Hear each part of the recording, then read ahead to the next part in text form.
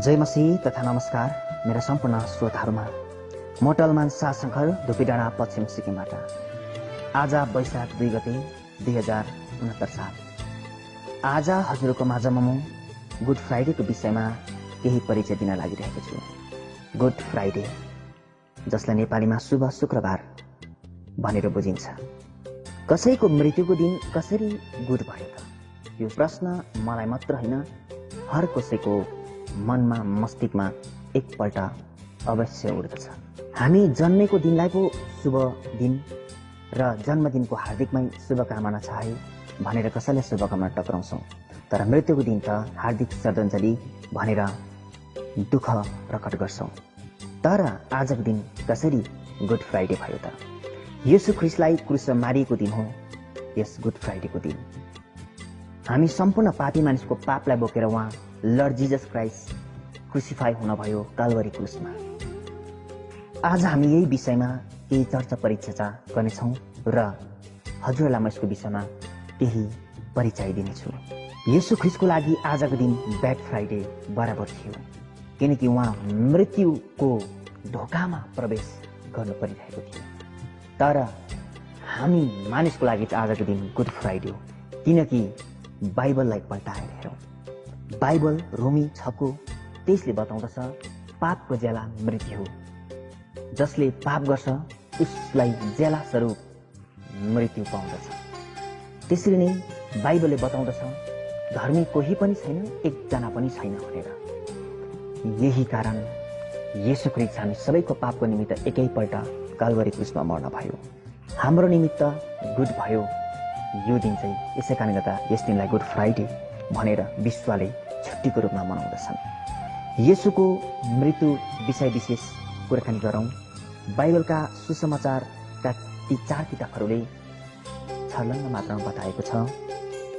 Bible Matthew 27 अध्याय सम्पूर्ण पदहरूमा हामीले पाउन सक्छौँ।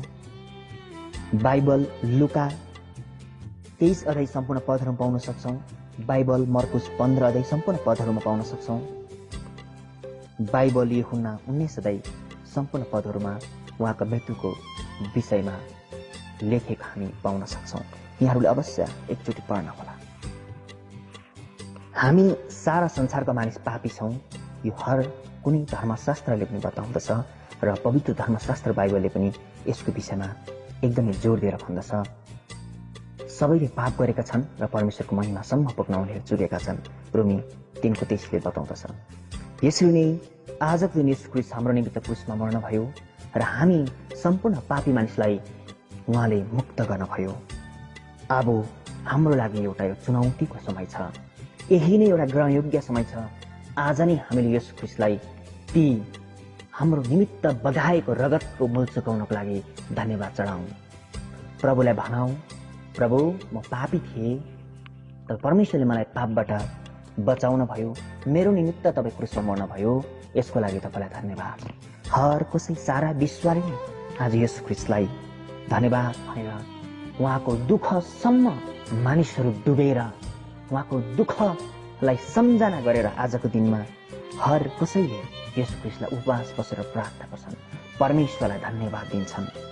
र आजको दिन चाहिँ हामी सम्पूर्ण मानिसको लागि, के इसाई, के सिख, के मुस्लिम, के हिन्दू, के बुद्धिस्ट, हर कसैको लागि यो दिन चाहिँ महत्त्वपूर्ण दिन हो।